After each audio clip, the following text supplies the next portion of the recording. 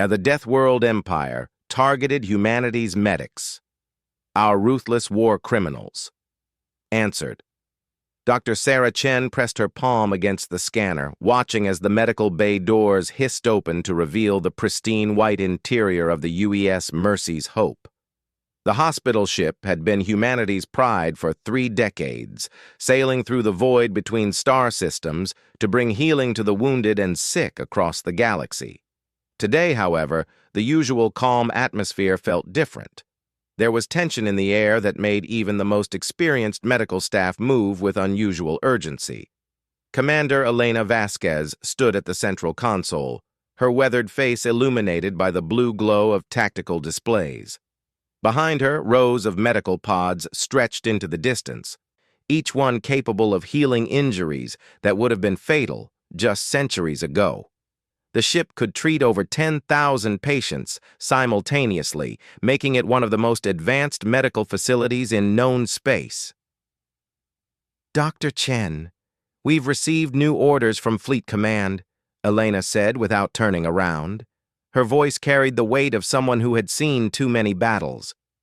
We're being reassigned to the Kepler 442 system. The Zephyrian Empire has launched a new offensive there. Sarah nodded, checking her datapad for the latest casualty reports. The Zephyrian Empire had been expanding aggressively for the past 2 years, claiming system after system with their advanced technology and ruthless military tactics. What made them particularly dangerous was their origin from a death world called Zephyr Prime, where the gravity was 3 times Earth normal and the atmosphere was filled with toxic compounds that would kill most species within minutes. The Zephyrians themselves had evolved to not only survive these conditions, but thrive in them. They were tall, with thick gray skin that could deflect small arms fire and respiratory systems that could process almost any atmosphere. Their bones were dense enough to serve as natural armor, and their muscle tissue was so efficient that a single Zephyrian soldier could overpower 3 human Marines in hand-to-hand combat. "What's the situation down there?" Sarah asked. Though she suspected she already knew the answer. The Zephyrians had a particular hatred for what they called weak species, and humans definitely qualified in their eyes. Elena finally turned around, her expression grim. "Bad. They've taken the orbital stations and are beginning ground operations on the colonies. But that's not the worst part." She paused, as if struggling to find the right words. "Intelligence reports suggest they're specifically targeting medical facilities and personnel." Sarah felt a chill run down her spine. Targeting medics was considered one of the gravest war crimes under galactic law. Medical personnel were supposed to be protected under the Galactic Geneva Conventions, regardless of which side they were treating. Even the most ruthless species generally respected this rule, understanding that medical aid was a universal necessity. "Are you certain?" Sarah asked, hoping there had been some mistake in the intelligence reports. 3 medical stations have been destroyed in the past week, not damaged in crossfire, but deliberately targeted and obliterated. The Zephyrians used their heavy plasma cannons to ensure nothing survived. Elena's hands clenched into fists. "They're not just killing medics, Sarah. They're making sure no medical aid can reach anyone they're fighting." The implications were staggering. Without medical support, casualty rates would skyrocket. Wounds that could be easily treated would become fatal, and diseases that had been eradicated for centuries might return to devastate populations. It was a strategy designed to break the will of defenders by ensuring that any injury, no matter how minor, could lead to death. Dr. Marcus Webb, the ship's chief surgeon, approached their group with quick steps. His usually calm demeanor was replaced by barely controlled anger. "I've just finished reviewing the footage from the Kepler station attack," he said, his voice tight with emotion. "They didn't just destroy the facility. They waited until rescue ships arrived, then destroyed those too. They wanted to kill as many medical personnel as possible." Sarah closed her eyes, trying to process the horror of what she was hearing. She had chosen medicine because she believed in the fundamental right of all sentient beings to receive medical care. The idea that someone would deliberately target healers went against everything she stood for. There's something else, Elena continued. Fleet Command believes this isn't just a military strategy. Intelligence suggests the Zephyrian High Command issued specific orders to eliminate human medical personnel wherever they're found. They see our medical capabilities as a threat to their expansion plans. This made a twisted kind of sense. Humanity's medical technology was among the most advanced in the galaxy, developed through centuries of treating diverse species and dealing with the challenges of space colonization. Human medics could treat injuries and diseases that would be fatal to other species' doctors. On dozens of worlds, human medical teams had helped local populations survive plagues, natural disasters, and conflicts. "What's our mission going to be?" Sarah asked, though part of her already suspected the answer. Elena activated the main display, showing a three-dimensional map of the Kepler 442 system. Red markers indicated Zephyrian forces, while blue markers showed human and allied positions. The red markers vastly outnumbered the blue ones. "We're going to provide medical support to the defenders on Kepler 442b. The planet has a population of 12 million, mostly human colonists with some Altarian and Centauri refugees from previous Zephyrian attacks." Elena pointed to several locations on the planet's surface. "These are the major population centers. Intelligence believes the Zephyrians will target them first to maximize casualties." Dr. Webb studied the tactical display with the eye of someone who had served in combat zones before. "What about protection? If they're specifically targeting medical facilities, we'll need more than just our standard defensive systems." "The 7th Fleet will provide escort ships, but they're stretched thin across 3 systems. We'll have some protection, but we need to assume that we'll be primary targets." Elena's expression hardened. "Fleet Command has made it clear that retreat is not an option. Too many lives depend on us getting through." Sarah felt the weight of responsibility settling on her shoulders. She looked around the medical bay at the dozens of doctors, nurses, and technicians who would be risking their lives to save others. Many of them were young, fresh out of medical school, and eager to make a difference in the galaxy. They had signed up to heal, not to become targets in a war. "There's something else you need to know," Elena said, lowering her voice. "The Zephyrians have been broadcasting propaganda claiming that human medics are actually biological weapons specialists. They're telling their troops that our medical facilities are covers for developing new diseases to use against them." The absurdity of the accusation would have been laughable under other circumstances. Human medical ethics were among the strictest in the galaxy, with multiple oversight bodies ensuring that medical research was used only for healing. But Sarah understood the real purpose behind the propaganda. It gave Zephyrian soldiers justification for targeting medics without feeling like they were violating universal moral codes. "How long until we reach the system?" Dr. Webb asked. 48 hours at maximum warp. We'll be accompanied by the destroyers UES Thunderbolt and UES Lightning Strike, plus the heavy cruiser UES Defiant Guard. Elena brought up images of their escort ships. "It's not much against a full Zephyrian battle fleet, but it's what we have." Sarah nodded, her mind already shifting into preparation mode. They would need to organize medical teams, prepare emergency surgical suites, and ensure that all equipment was ready for immediate deployment. More importantly, they would need to prepare psychologically for what they were about to face. "I want all senior medical staff in briefing room 3 in 1 hour," Sarah announced. "We need to discuss trauma protocols and emergency procedures. If the Zephyrians are targeting medics specifically, we need to be ready for anything." As the group dispersed, Sarah remained in the medical bay, looking out through the reinforced viewport at the stars streaking past. Somewhere out there, people were suffering and dying while she traveled in relative safety. The thought drove her to work harder, to prepare more thoroughly, to ensure that when they arrived, they could save as many lives as possible. She didn't know that in 48 hours, everything would change.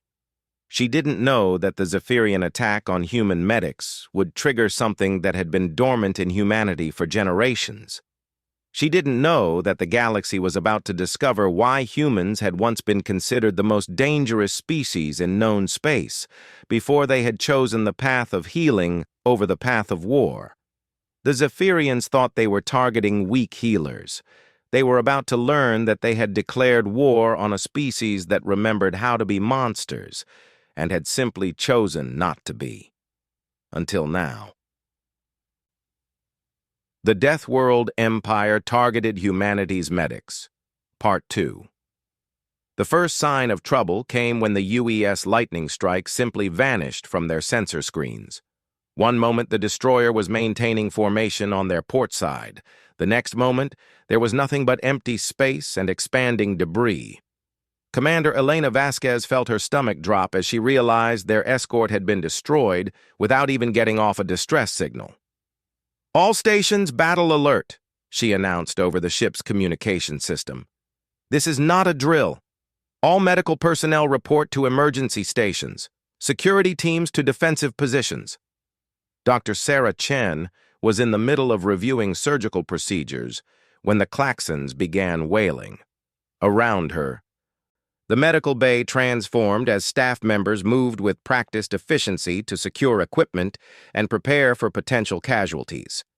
The Mercy's Hope had been designed as a hospital ship, but it carried defensive systems and a small marine contingent for protection in dangerous situations. Captain Rodriguez of the Marine Detachment appeared at Sarah's side, his face set in grim determination. "Doctor, we're getting reports of Zephyrian stealth ships in the area. They took out Lightning Strike with a coordinated attack. We need to assume they're coming for us next." Through the medical bay's main viewer, Sarah could see the hulking form of the UES Defiant Guard maneuvering to place itself between the hospital ship and the direction the attack had come from. The heavy cruiser's weapon systems were already charging, casting an ominous blue glow across its hull. "How many ships are we facing?" Sarah asked, though part of her didn't want to know the answer. "Intelligence estimates at least 6 stealth frigates, possibly more. They're using some kind of advanced cloaking technology that makes them nearly invisible to our sensors." Rodriguez checked his tactical display. "The Defiant Guard is launching fighters, but this doesn't look good." Sarah felt a surge of anger at the situation. The Mercy's Hope was clearly marked as a medical vessel according to galactic law, with prominent red crosses and medical symbols visible on its hull. Any attack on them would be an obvious war crime, but the Zephyrians had already demonstrated their disregard for such conventions. "All medical teams, prepare for incoming wounded," she announced over the internal communication system. "We may have casualties from the escort ships, and we need to be ready to receive them immediately." But the attack didn't come in the way anyone expected. Instead of targeting the Mercy's Hope directly, the Zephyrian ships focused their assault on the remaining escort vessels. The UES Thunderbolt lasted longer than Lightning Strike, its captain managing to get off several shots before the stealth ships overwhelmed its defenses. The Defiant Guard fought valiantly, its massive guns managing to destroy 2 Zephyrian frigates before a coordinated torpedo attack crippled its engines. Within 30 minutes, the Mercy's Hope was alone in space, surrounded by Zephyrian stealth ships that could strike at any moment. The silence that followed the destruction of their escorts was somehow more terrifying than the battle itself. "Why haven't they attacked us yet?" Dr. Webb asked, voicing the question everyone was thinking. Elena studied her tactical displays, trying to understand Zephyrian strategy. "I think they want us alive, or at least they want something from us before they destroy us." Her answer came in the form of an incoming transmission. The main viewer flickered to life, showing the bridge of a Zephyrian warship. The figure who appeared was typical of his species, nearly 3 meters tall with thick gray skin and eyes like black holes. When he spoke, his voice carried the arrogance of a predator addressing its prey. Human medical vessel, this is War Commander Krextal of the Zephyrian Imperial Navy. You will surrender immediately and prepare to be boarded. Any resistance will result in the complete destruction of your ship and everyone aboard. Elena stepped forward, her jaw set defiantly. This is Commander Elena Vasquez of the UES Mercy's Hope. We are a hospital ship operating under galactic medical conventions. Any attack on us constitutes a war crime under interstellar law. Krextal's response was a sound that might have been laughter if it hadn't been so filled with contempt. Your laws mean nothing to the Zephyrian Empire. You humans think your medicine makes you valuable, but we see through your deception. Your medical ships are weapons of biological warfare, and your doctors are war criminals spreading disease and weakness among strong species. The accusation was so absurd that Sarah felt momentarily speechless. The idea that medical ships designed to heal could be considered weapons went against every principle of galactic civilization. But she realized that the Zephyrians weren't interested in logic or truth. They had found a justification for their actions that satisfied their own twisted worldview. You're insane, Elena replied. We're here to provide medical aid to anyone who needs it, regardless of species or allegiance. That's what medical personnel do. What medical personnel do, Krextal said, his voice dropping to a threatening growl, is create weakness. Your healing makes species soft, dependent, unable to survive on their own strength. The galaxy was stronger before your medicine spread like a plague, convincing entire civilizations that they didn't need to be strong to survive. Sarah began to understand the true scope of Zephyrian philosophy. They weren't just opposed to human medical aid because it helped their enemies. They were fundamentally opposed to the concept of medicine itself, viewing it as an unnatural interference with natural selection. In their minds, those who could survive without medical aid deserved to live, while those who couldn't deserve to die. You have 5 minutes to prepare for boarding, Krextal continued. We will take your medical supplies and equipment to prevent them from spreading further weakness. Your personnel will be interrogated to determine the extent of your biological weapons research, then executed as war criminals. The transmission ended, leaving the bridge in stunned silence. Around the medical bay, Sarah could see her staff looking to her for guidance. Many of them were young, having joined the medical corps to help people and explore the galaxy. None of them had expected to face execution for the crime of healing others. All hands, this is Commander Vasquez. Elena's voice came over the ship's communication system. We are facing a choice. We can surrender and allow the Zephyrians to destroy everything we've worked for, or we can fight back. I know this is not what any of us signed up for, but sometimes circumstances force us to become something we never wanted to be. Sarah felt a strange sensation, as if something deep inside her was awakening after a long sleep. Around her, she could see the same thing happening to her fellow medical personnel. The gentle healers who had dedicated their lives to preserving life were being forced to confront the reality that sometimes, to save lives, you had to be willing to take them. Captain Rodriguez, Elena continued, activate Emergency Protocol 7. All medical personnel, you now have access to the ship's armory. Anyone who cannot or will not fight should report to the protected areas immediately. Anyone who can fight, choose your weapons. Protocol 7 was something that had been established decades ago but never used. It authorized medical personnel to take up arms in defense of their patients and their mission. Sarah had never imagined it would ever be necessary, but as she looked at the faces of her colleagues, she saw determination replacing fear. Dr. Webb was the first to head toward the armory, his face set in lines of cold anger. 30 years I've spent saving lives, he said to no one in particular. 30 years of putting people back together, of fighting disease and injury and death itself, and they want to execute me for it. Sarah followed him, along with dozens of other medical personnel. The armory was located deep in the ship's protected core, behind multiple layers of armor and defensive systems.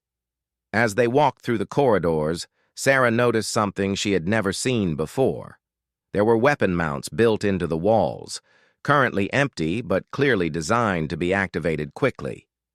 Hidden behind medical equipment were what appeared to be military-grade defensive systems. "Elena?" Sarah called over the communication system. "Exactly what kind of ship is this?" "The kind that was designed by humans who remembered our history," Elena replied.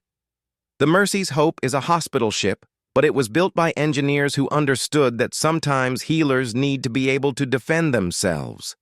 We've never had to use these systems before, but they're here if we need them." As they reached the armory, Sarah began to understand the true scope of what they were dealing with. The weapons storage wasn't just a small collection of emergency firearms. It was a full military arsenal, including personal weapons, heavy support guns, and even military-grade armor designed to fit over medical uniforms. "How long do we have?" Dr. Webb asked, as he examined an assault rifle with practiced ease. "Zephyrian boarding pods are launching now. They'll be here in less than 3 minutes," Rodriguez reported. "I've got 20 Marines, but we're facing at least 200 Zephyrian shock troops." Sarah picked up a weapon and felt its weight in her hands. It had been years since her mandatory military training, but the muscle memory was still there. Around her, doctors and nurses were arming themselves with the same grim determination she felt. They weren't soldiers, but they were about to become something else entirely. "Listen to me, all of you," Sarah said, addressing the medical personnel around her.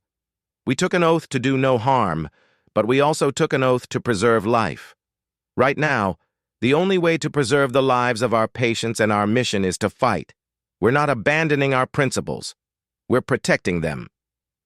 Through the ship's sensors, they could see the Zephyrian boarding pods approaching like dark meteors against the star field.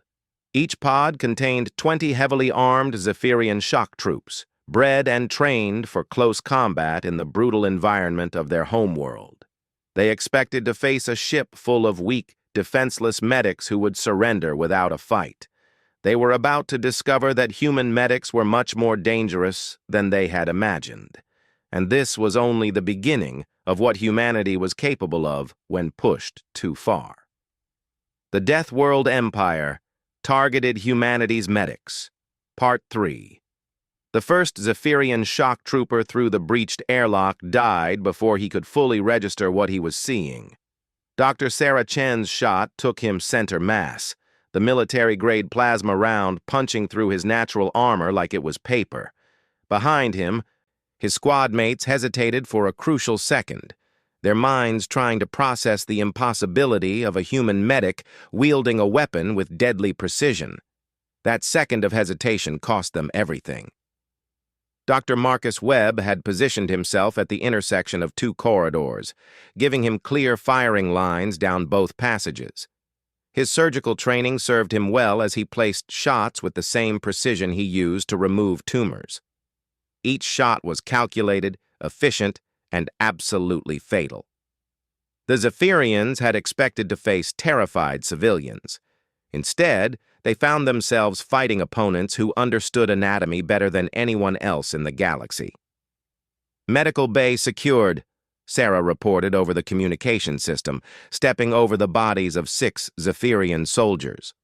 Around her, nurses and technicians were checking their weapons and preparing for the next wave of boarders.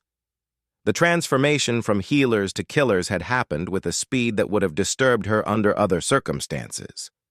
Right now, she felt only cold satisfaction. "Incredible!" Captain Rodriguez's voice came through with a note of amazement. "My Marines are reporting similar results throughout the ship. The Zephyrians are taking massive casualties. They can't understand how medical personnel are fighting like elite special forces." Elena's voice joined the conversation from the bridge. "That's because they don't understand human history. They think medicine and warfare are opposites, but they forget that human medics learned their trade on battlefields. Every doctor on this ship knows exactly how to kill someone, because they know exactly how to keep someone alive. Through the ship's internal sensors, Sarah could see the battle raging throughout the Mercy's Hope. In corridor after corridor, Zephyrian shock troops were being systematically eliminated by medical personnel who fought with a combination of scientific precision and cold fury. It wasn't just that the medics were armed and trained. It was that they were fighting with the controlled rage of people whose entire purpose in life was being threatened. Dr. Webb appeared at her side, his uniform splattered with alien blood, but his expression calm. The Zephyrians are calling for reinforcements. Apparently, they've lost over half their boarding party and haven't advanced more than 50 meters into the ship. Good, Sarah replied, checking her ammunition counter. Let them come. Every Zephyrian soldier who dies here is one less that can target medical personnel elsewhere. But even as she spoke, Sarah knew they couldn't hold out indefinitely. The Zephyrians had superior numbers and could keep sending boarding parties until they overwhelmed the defenders through sheer attrition. What they needed was a way to take the fight to the enemy. Elena, what's the status of our main systems? Sarah asked. Everything's operational. The Zephyrians focused on boarding rather than damaging the ship. I think they wanted to capture our medical equipment intact. Elena paused, and when she spoke again, her voice carried a note of dark satisfaction. But they made a mistake. They assumed we were just a hospital ship. What do you mean? I mean the Mercy's Hope was designed by humans who learned from history. Remember the old saying about walking softly and carrying a big stick? Well, we've been walking very softly for a very long time. Through the ship's external sensors, Sarah could see the Zephyrian warships maintaining their positions around the hospital ship. They were confident that their boarding parties would quickly overwhelm the human defenders and secure the vessel. They had no idea what was about to happen. All medical personnel, this is Commander Vasquez. Report to emergency stations and prepare for acceleration. We're about to show the Zephyrians what happens when you threaten human medics. Sarah felt the ship's engines coming online, but these weren't the standard propulsion systems she was familiar with. The vibration was different, more powerful, and somehow more menacing. Around her, hidden panels were sliding open to reveal weapon systems that had been concealed beneath the ship's medical equipment. Elena, what exactly is this ship? Sarah asked, though part of her was beginning to suspect the answer. The Mercy's Hope is a hospital ship, but it was built using human military technology that's been classified for over a century. Remember the Human-Altarian War? We ended that conflict by demonstrating weapons so advanced that every species in the galaxy agreed to a peace treaty just to avoid facing them. Those weapons were never destroyed, Sarah. They were just hidden. The implications hit Sarah like a physical blow. Humanity had spent generations building a reputation as healers and peacekeepers, but underneath that gentle exterior, they had maintained the capability to wage war more effectively than any other species in the galaxy. The medical ships, the research stations, the diplomatic vessels, they were all built with hidden military capabilities that could be activated when necessary. The Zephyrians wanted to target our medics, Elena continued, her voice carrying a note of grim satisfaction. They're about to learn why that was the worst mistake they could possibly make. Through the external sensors, Sarah watched as the Mercy's Hope's true nature was revealed. Weapon ports opened along the hull, revealing energy cannons that dwarfed anything carried by traditional warships. The ship's medical scanning arrays reconfigured themselves into targeting systems more precise than anything the Zephyrians possessed. Most impressively, the ship's medical fabrication systems began producing weapons and ammunition at an impossible rate. How is this possible? Sarah whispered, watching as their supposedly defenseless hospital ship transformed into something that looked like it could challenge an entire fleet. Human medical technology is the most advanced in the galaxy because it had to be, Dr. Webb replied, appearing at her side with a weapon she didn't recognize. "We learned to heal because we were so good at killing that we nearly destroyed ourselves. Every medical advance we've made has a military application, and every piece of medical equipment can be converted into a weapon if necessary." The first shot from the Mercy's Hope vaporized the nearest Zephyrian frigate before its crew could react. The weapon that fired wasn't just an energy cannon. It was a medical laser designed for cellular reconstruction, amplified to military power levels and focused with the precision that human doctors used to perform surgery on individual cells. "Target their command ship," Elena ordered. "Let's see how War Commander Krextal feels about targeting medics now." The second shot was even more devastating than the first. The Zephyrian command ship's shields collapsed instantly under the focused beam, and its hull began to buckle and melt. But the ship didn't explode.